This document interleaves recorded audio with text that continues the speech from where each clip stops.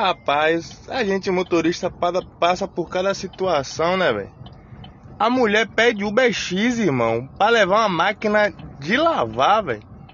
Isso aqui, cada dia que passa, tá virando graça, velho. É uma palhaçada, velho. Os pessoal tem que entender, velho, que essa porra aqui é Uber pra carregar gente. Não carreto, não é carreto não, porra.